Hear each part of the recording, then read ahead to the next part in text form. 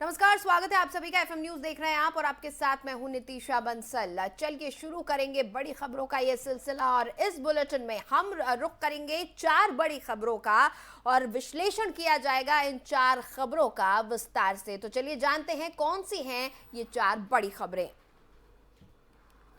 तो सबसे पहले बात होगी द कश्मीर फाइल्स पर मचे घमासान की, जिसको लेकर नादेव ने एक टिप्पणी की और इसको वल्गर प्रोपेगेंडा बताया, जिस पर अनुपम खेर ने प्रतिक्रिया दी है। इसके अलावा कई राजनेताओं की भी प्रतिक्रिया आने लगी है। वहीं दूसरी तरफ मैनपुर में शिवपाल पर सियासत। अब शिवपाल यादव की एक तरफ सिक्योरिटी कम की गई तो दूसरी तरफ सीबीआई भी जांच की तैयारी में जुटी हुई है। वहीं तीसरी खबर जिसकी हम बात करेंगे, खुलेगा श्रद्धा मर्डर केस का राज। श्रद्धा मर्डर केस का राज खुलने जा रहा है क्योंकि पॉलीग्राफ टेस्ट का आखिरी राउंड आज हो रहा है। और क्या कुछ है इस पर अपडेट हम बात करेंगे हमारे इस खास बुलेटिन में। और चौथी बड़ी खबर जिसका करेंगे विश्लेषण, बात होगी गुजरात चुनाव की, जहां पर मल्लिकार्जुन खड़गे यानी कि कांग्रेस के अध्यक्ष मल्लिकार्जुन खड़गे का एक बयान इस वक्त चर्चाओं में है। उन्होंने रावण का जिक्र किया है। तो चलिए शुरुआत करेंगे इन 4 बड़ी खबरों का। सबसे पहले बात होगी पहली बड़ी खबर की। हम बात करेंगे कश्मीर फाइल्स की। दरअसल कश्मीरी पंडितों पर बनी film the Kashmir files in दिनों फिर से चर्चा में है। इस बार की चर्चा का विषय है इफी 2022 का फिल्म फेस्टिवल। इफी 2022 में ज्यूरी हेड के बयान के बाद घमासान शुरू हो गया है। इन्होंने फिल्म को वल्गर और प्रोपेगेंडा बताया है। इस पूरे मामले में पहले अनुपम खेर और फिल्म के डायरेक्टर विवेक अग्निहोत्री ने बयान दिया। अब इजराइल ने भी ज्यूरी हेड को फटकार लगाई है। जिस फिल्म फेस्टिवल में नादव लापिड ने बयान दिया था, वहां गोवा के मुख्यमंत्री प्रमोद सावंत, सूचना एवं प्रसारण मंत्री अनुराग ठाकुर समेत बड़े बड़े फिल्म स्टार्स मौजूद थे। द कश्मीर फाइल्स को अश्लील और प्रोपेगेंडा वाली फिल्म बताने वाले बयान पर इजराइल ने भी अपनी गलती मान ली है और भारत से इसके लिए माफी भी मांगी है। भारत में इजराइल के राजदूत और नौर गिलोन ने कहा, भारतीय संस्कृति में एक अतिथि भगवान के समान है। आपने इफी गोवा में जूरी के पैनल को अध्यक्षता करने के लिए भारतीय निमंत्रण के साथ साथ उस भरोसे और सम्मान का सबसे खराब तरीके से दुरुपयोग किया है जो उन्होंने आपको दिया है। जूरी बोर्ड ने भी नादेव लापिड के बयान से किनारा कर लिया है। जूरी बोर्ड ने कहा कि एक जूरी के रूप में हमें फिल्म को लेकर न्याय के लिए नियुक्त किया गया है। हम किसी भी फिल्म पर किसी भी प्रकार की राजनीतिक टिप्पणी में शामिल नहीं होते हैं और अगर किसी की तरफ से ऐसा किया जाता है तो वो उसकी व्यक्तिगत राय होगी। वहीं पूरे मामले को लेकर देश में भी गतिरोध छिड़ा हुआ है। शिवसेना के उद्धव गुट के सांसद संजय राउत ने पूरी फिल्म को ही प्रोपेगेंडा बताया है, तो वहीं फिल्म के एक्टर अनुपम खेर ने भी अपनी बात रखी है। और स्वरा भास्कर ने भी इस पर अपना रिएक्शन दिया है और उन्होंने इस पर इजरायली फिल्म मेकर का समर्थन किया है, उनको अपना सपोर्ट दिया है।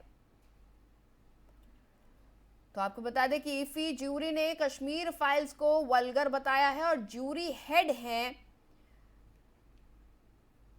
जिन्होंने इसे एक अश्लील प्रोपेगेंडा बताया है। आपको बता दें इस बयान के बाद से इजराइल राजदूत ने भी उनके बयान को शर्मनाक बताया। साथ ही अनुपम खेर ने ट्वीट कर अपनी प्रतिक्रिया दी। उन्होंने कहा कि भगवान उन्हें सद्बुद्धि दे।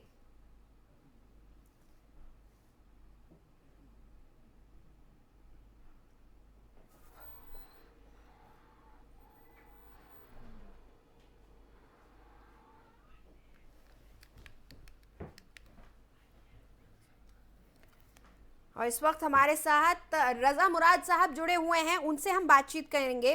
बहुत बहुत स्वागत है सर आपका एफएम न्यूज पर। धन्यवाद सर, लगातार ये देखा जाता है इंडियन सिनेमा को विदेशों में भी काफी तारीफें मिलती हैं, काफी इज्जत की नजर से देखा जाता है, लेकिन इफी 2022 में ये जो टिप्पणी आई है वो भी जूरी हेड की तरफ से, आप क्या कहेंगे इस पर? देखिए, जिस तरीके से आपको फिल्म बनाने का हक है, हम्म आपको फिल्म के जरिए अपने विचारों को रखने का हक है। हम्म तो देखिए, क्रिटिसिज्म तो होता है।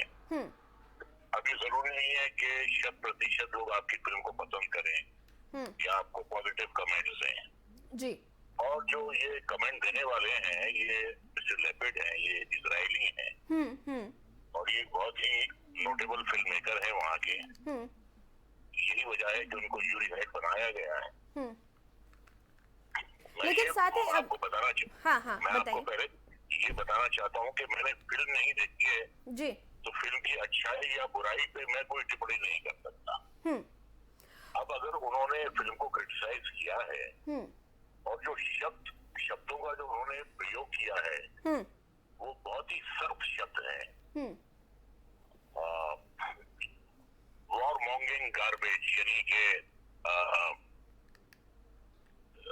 कचरा कह दिया उन्होंने। हम्म फियर मॉन्गिंग, यानी ये जो शब्द हैं ये बड़े सर्फ शब्द हैं। ये हम्म प्रोपेगेंडा भी कह दिया है हम्म और वल्गर भी कह दिया है। वल्गर एंड प्रोपेगेंडा उन्होंने कहा है। जी हाँ। तो ये जो शब्द है वो बहुत कड़े शब्दों का उन्होंने इस्तेमाल किया है। अब क्यों किया है, क्या सोच के किया है, ये तो मैं नहीं कह सकता, क्योंकि उन्होंने फिल्म देखी है और देख के जो उन्होंने महसूस किया वो उन्होंने कह दिया। देखिए, निंदा भी होती है फिल्मों की, लेकिन जिन शब्दों का उन्होंने इस्तेमाल किया है वो बहुत ही ज्यादा जो है, वो बहुत ज्यादा स्ट्रॉन्ग शब्द हैं। इसको कई लोग डिमीनिंग भी ये जो शब्द हैं इनको डिमीनिंग कहा जाए तो भी गलत नहीं होगा, क्योंकि जिस तरह के शब्दों का इस्तेमाल किया है वो काफी डिमीनिंग कहे जा सकते हैं। और सर हमें ये ऐसा है, जी पहली बात तो ये है कि वो हमारे मेहमान हैं। जी दूसरी बात ये है कि वो यूरी के हेड हैं। जी तो मेहमान है, आज वो हैं, कल चले जाएंगे। हाँ तो जो भी उन्होंने कहा है उस पे हमें ये गौर करना है कि इन्होंने ऐसा क्यों कहा है। देखिए, वो उनका ताल्लुक इजराइल से है, इजराइल और भारत के बहुत अच्छे ताल्लुकात हाँ, और शायद यही ताल्लुकात भी हैं। आप देखिए कि उनकी टिप्पणी आने के तुरंत बाद जिस तरह के रिएक्शंस आ रहे थे, उसके बाद इजरायली राजदूत ने भी उनके बयान को शर्मनाक बताया और इजराइल ने माफी मांगी है उनके बयान के लिए। जी। तो ये माफी, तो अगर वो ये महसूस करते हैं कि उन्होंने गलत कहा है तो माफी उनको माननी चाहिए। उनके बयान पे माफी मांगने का तो कोई मतलब नहीं है। बहरहाल मैं यही कहूंगा कि हमें जरा इसकी गहराई तक पहुंचना है कि ऐसा इन्होंने क्यों कहा है। हाँ, क्या वजह है। फिल्मों को क्रिटिसाइज किया जाता है, लेकिन ऐसे शब्द इस्तेमाल नहीं होते हैं।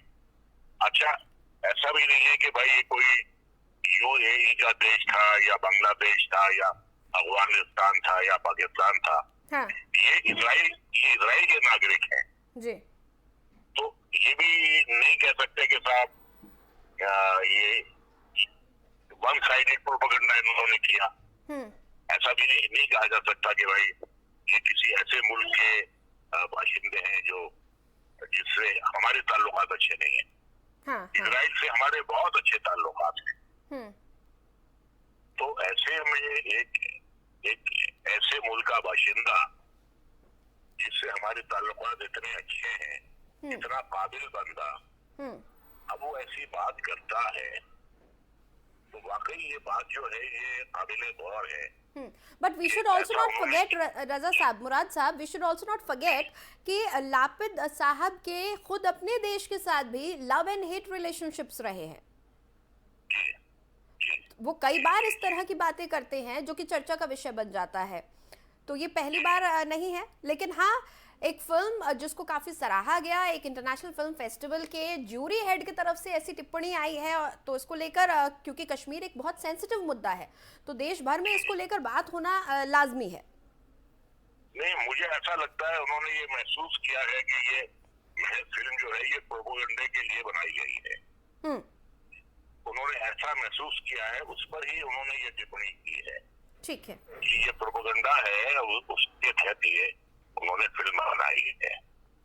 तो ये उनकी टिप्पणी में जो है ऐसे स्ट्रॉन्ग शब्दों का उन्होंने प्रयोग किया है। ठीक है, ठीक है, ठीक है। बहुत बहुत शुक्रिया मुराद साहब हमारे साथ जुड़ने के लिए।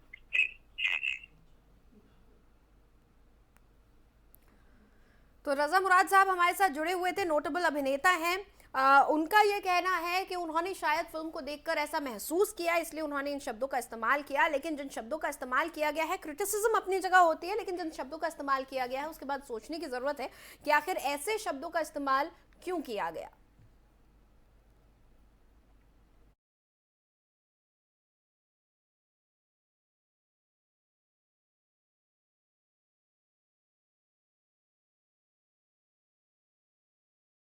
वहीं शिवसेना सांसद संजय राउत ने कश्मीरी फाइल्स को प्रोपेगेंडा फिल्म बताया है। उन्होंने इस बारे में क्या कुछ कहा, आइए आपको सुनवाते हैं।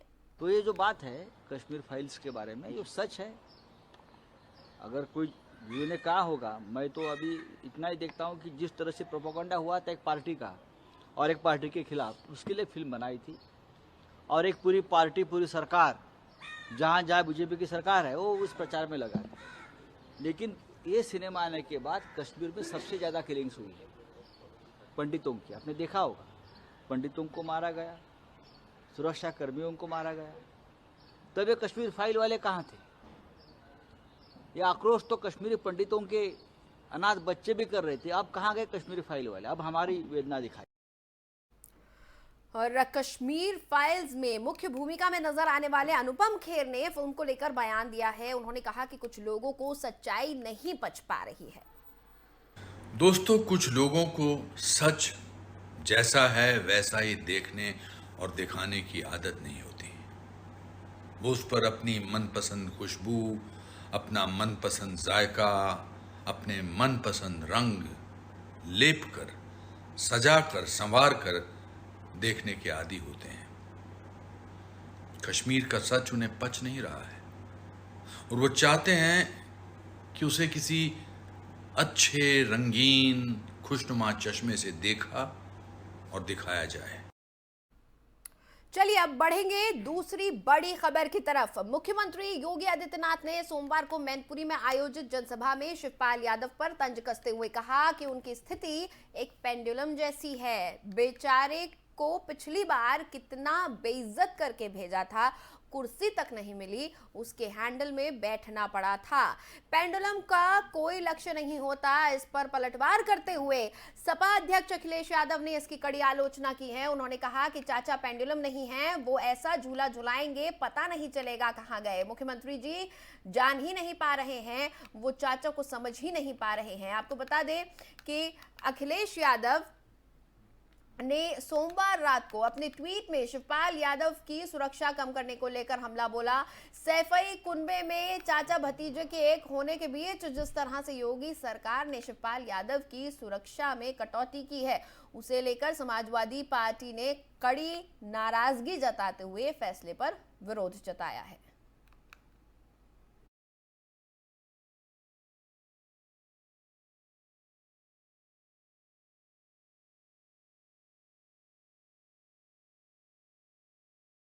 प्रमुख शिवपाल सिंह यादव न सिर्फ समाजवादी पार्टी से बल्कि यादव कुनबे से भी कुछ दूर होते नजर आ रहे थे। लेकिन इस बीच जब से डिंपल यादव के चुनाव लड़ने की बारी आई है, शिवपाल सिंह यादव हर मंच पर अखिलेश यादव और डिंपल यादव के साथ नजर आते हैं। और इसी के बाद ही अब शिवपाल सिंह यादव की सिक्योरिटी भी कम की गई है और अब जांच की भी बात हो रही है। इसी पर बातचीत के लिए हमारे साथ डॉक्टर टीपी यादव जुड़े हुए हैं, पीएसपीआई से संबंध रखते हैं। बहुत बहुत स्वागत है सर आपका। बताइए। जिस तरह से उत्तर प्रदेश की राजनीति में बयानबाजियां हो रही हैं और जो स्थिति इस वक्त प्रसपा और सपा की है, इस पर आप क्या कहेंगे? जो कल कहा गया योगी जी की तरफ से, उसके बाद में सिक्योरिटी कम कर दी गई, फिर गोमती रिवर फ्रंट का मुद्दा उठने लगा है। देखिए, जो कल से घटनाक्रम हो रहा है उसको देख करके उत्तर प्रदेश का एक सामान्य नागरिक भी इस बात को समझ सकता है कि भारतीय जनता पार्टी की सरकार किस प्रकार से बेचैन है, हताश है, परेशान है जी। जिस प्रकार से भारतीय जनता पार्टी की सरकार ने आदरणीय शिवपाल सिंह यादव जैसे वरिष्ठ मंत्री जो उत्तर प्रदेश की सरकार में कई बार मंत्री रहे, जिनको 4 दशकों का उत्तर प्रदेश की राजनीति का अनुभव है, उनकी सुरक्षा व्यवस्था के साथ खिलवाड़ किया। हाँ। आज जिस प्रकार से उत्तर प्रदेश की सरकार ने रिवर फ्रंट की जांच के लिए आदेश देने की कोशिश कर रही है, देखिए ये सब घटनाक्रम जो है कहीं न कहीं भारतीय जनता पार्टी की बेचैनी को प्रदर्शित कर रहा है। भारतीय जनता पार्टी उस रिवर फ्रंट की जांच कराना चाहती है जिस रिवर फ्रंट पर अभी कुछ दिन पहले भारतीय जनता पार्टी के डबल इंजन की सरकार ने डिफेंस एक्सपो किया था, जिसको देखने के लिए लोग देश विदेश से आए थे। उस रिवर फ्रंट की जांच कराना चाहती है भारतीय जनता पार्टी, जिसको देखने के लिए लोग उत्तर प्रदेश के कोने कोने से आते हैं। उस रिवर फ्रंट की जांच कराना चाहती है भारतीय जनता पार्टी की सरकार, जिस रिवर फ्रंट पर लखनऊ के लोग सुबह शाम टहलने जाते हैं, अच्छी हवा लेते हैं। भारतीय जनता पार्टी के पास अब कुछ नहीं है। अरे भारतीय जनता पार्टी के पास यादव जी, क्या आपको नहीं लगता कि आज जो मौका भारतीय जनता पार्टी को मिल रहा है उसके लिए कहीं ना कहीं जिम्मेदार प्रसपा का बनना और जो कुछ घटनाक्रम रहे हैं बीते कुछ वक्त में वही इसका जिम्मेदार है? क्योंकि समाजवादी पार्टी बहुत मजबूत हुआ करती थी, लेकिन अखिलेश यादव और शिवपाल सिंह यादव के बीच की जो दूरियां हैं किसी से छिपी नहीं है ये, और आज फिर एक मंच पर नजर आ रहे हैं। जी देखिए, निश्चित रूप से जब जब जरूरत पड़ी है तो आदरणीय शिवपाल सिंह यादव जी ने समाजवाद को मजबूत करने के लिए, समाजवादी विचारधारा को आगे बढ़ाने के लिए हर त्याग किया है। देश के लिए, प्रदेश के लिए, समाज के लिए, परिवार के लिए उन्होंने त्याग किया है। उत्तर प्रदेश की ये जनता जानती है कि आदरणीय शिवपाल सिंह यादव जी अगर उनके सुख दुख में खड़े हैं तो सबसे आगे खड़े हैं, कोई खड़ा है। जितनी सहजता सरलता से आदरणीय शिवपाल सिंह यादव जी से लोग मिल लेते हैं, अपनी बात दुख दर्द साझा कर लेते हैं, कोई भी नेता उतनी सहजता से मिलता नहीं है। ये भारतीय जनता पार्टी की गलत परंपरा की शुरुआत है। ये जो राजनीति कर रही है भारतीय जनता पार्टी, कहीं न कहीं भारतीय जनता पार्टी को आने वाले भविष्य में बहुत महंगा भी पड़ सकता है। देखिए, जो दूसरे के लिए खाई गड्ढे खोदता है तो उसके लिए खाई खुद तैयार रहती है। भारतीय जनता पार्टी के लोगों को इस बात को समझना चाहिए। ठीक है सर, बहुत बहुत शुक्रिया डीपी यादव साहब हमारे साथ जुड़ने के लिए। धन्यवाद। नेता डॉक्टर डीपी यादव कह रहे थे कि भाजपा ने ये जो राजनीति शुरू की है ये गलत किस्म की राजनीति की जा रही है।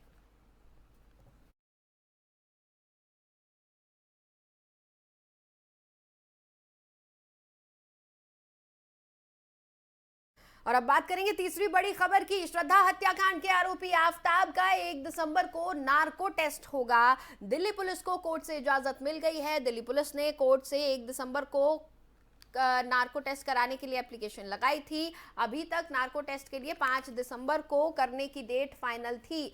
दिल्ली के प्रशांत विहार थाना पुलिस ने श्रद्धा हत्या के आरोपी आफताब पर हमला करने वाले दोनों आरोपी निगम गुर्जर और कुलदीप यादव को रात में ही कोर्ट में पेश किया। उन्हें वीडियो कॉन्फ्रेंसिंग के जरिए रोहिणी कोर्ट में ड्यूटी मजिस्ट्रेट के यहाँ पेश किया गया। उसके बाद उन्हें रात को ही तिहाड़ जेल भेज दिया गया। पुलिस बाकी आरोपियों की तलाश के लिए गुड़गांव और दिल्ली में दबिश दे रही है। मंगलवार सुबह तक तीनों आरोपियों का सुराग नहीं लगा था। वहीं दूसरी तरफ श्रद्धा हत्याकांड में रोजाना एक के बाद एक खुलासा हो रहा है। श्रद्धा हर हाल में आफताब को छोड़ना चाहती थी। 3 से 4 मई को दोनों ने अलग होने का फैसला कर लिया था, लेकिन आफताब को यह नागवार गुजरा था। इससे खफा होकर उसने हत्या कर दी थी। दरअसल आरोपी आफताब की मारपीट और रवैये से परेशान आ चुकी थी श्रद्धा और उससे पीछा छुड़वाना चाहती थी।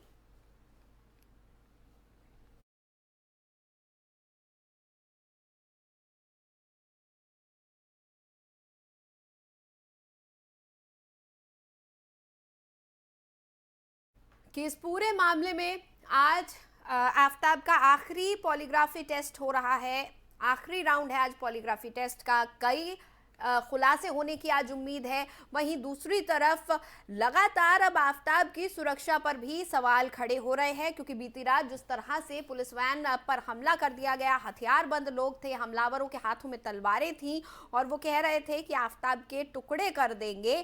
तो इसके बाद से अब पुलिस भी चौकन्नी हो गई है, सतर्क हो गई है। आफताब को लाते ले जाते वक्त दिल्ली पुलिस की 3री बटालियन को सख्त सुरक्षा व्यवस्था करने की हिदायत दी गई है ताकि दोबारा इस तरह की कोई घटना ना हो। इस पूरे मामले में जो 2 आरोपी हैं उनको रात में ही कोर्ट में पेश कर दिया गया था। रोहिणी कोर्ट में जो ऑन ड्यूटी मजिस्ट्रेट थे उनके सामने वीडियो कॉन्फ्रेंसिंग के जरिए पेश किया गया था और 14 दिन की न्यायिक हिरासत इन दोनों की मिल गई है। बाकी आरोपियों की तलाश पुलिस कर रही है। वहीं दूसरी तरफ 1 दिसंबर को अब आफताब का नार्को टेस्ट होने जा रहा है, इस बात की अनुमति मिल चुकी है। हमारे साथ पूर्व एसीपी वेद प्रकाश जी जुड़े हुए हैं, वेद भूषण जी हमारे साथ जुड़े हुए हैं। बहुत बहुत स्वागत है सर आपका एफएम न्यूज पर। जी नमस्कार। वेद भूषण सर, जिस तरह से हम देख रहे हैं ये पूरी घटना देश भर में लोगों के मन में उबाल है इस पूरी घटना को लेकर, और शायद इसी का रिपरकशन था जो कल रात हमें देखने को मिला कि हथियारबंद लोग आफताब को पुलिस की मौजूदगी में मारने के लिए पहुंच गए थे। ये एक बड़ा सवालिया निशान भी है कि लोगों में इतनी हिम्मत है कि पुलिस वैन को रोककर खोलकर आफताब पर हमला करना चाहते थे लोग। देखिए, ये तो पुलिस की हिकमत अमली टैक्टफुलनेस थी। सब इंस्पेक्टर्स ने बड़ी बहादुरी का परिचय देते हुए नंगी तलवारों के सामने जाकर उस खतरे को टाला एक तरह से और उनको काबू में किया। 3 आदमियों को इसमें अरेस्ट भी किया गया है और इसमें एफआईआर भी दर्ज की गई है जिसकी जांच अभी की जा रही है।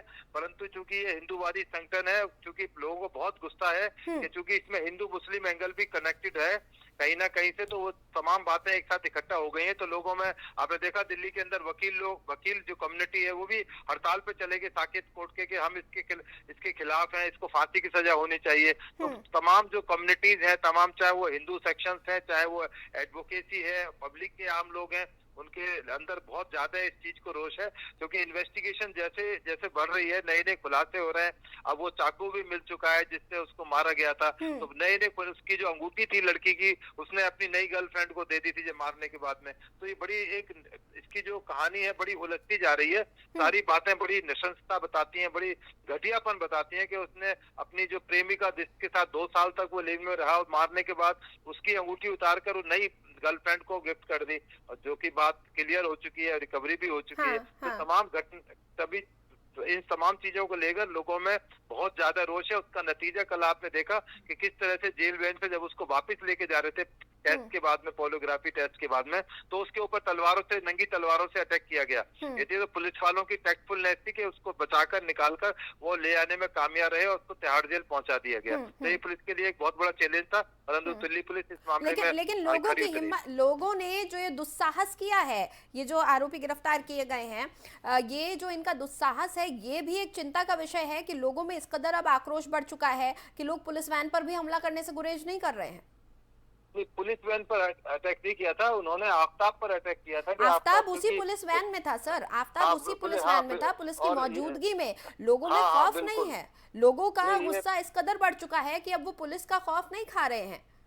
इस तरह का नहीं, ऐसे मामले हुए। आप तो पुलिस की बात कर रहे हैं, अदालत के अंदर रोहिणी कोर्ट के अंदर अदालत में ओपन फायरिंग हुई थी और ये पूरे हिंदुस्तान में अक्सर अदालतों में, थानों के अंदर इस तरह से अटैक हो जाते हैं, मारपीट, मर्डर हो जाते हैं। तो ये कोई ऐसा नहीं कि पहली बार हुआ था, पर हाँ इसको एक टैक्टफुल तरीके से डील किया, हिकमत अमली से पुलिस ने डील किया। ये पुलिस के लिए एक बहुत संतोष की बात है कि पुलिस ने इस खतरे को टाइम रहते निपटा दिया, नहीं तो ये मामला ज्यादा बढ़ सकता था। तो इस मामले में बड़े अच्छी कामयाब तरीके से दिल्ली पुलिस कामयाब रही है। चलिए, बहुत बहुत शुक्रिया सर हमारे साथ जुड़ने के लिए। जी नमस्कार जी। तो दिल्ली पुलिस के पूर्व एसीपी वेद भूषण सर बता रहे थे किस तरह से टैक्टफुली इस पूरे मामले को हैंडल किया गया है। लेकिन सोचने वाली बात है जिस तरह से लोगों में गुस्सा बढ़ता चला जा रहा है, और अब आफताब को और कड़ी सुरक्षा में लाने और ले जाने की, जेल से बाहर लाने और वापस जेल में पहुंचाने की कवायद शुरू हो गई है।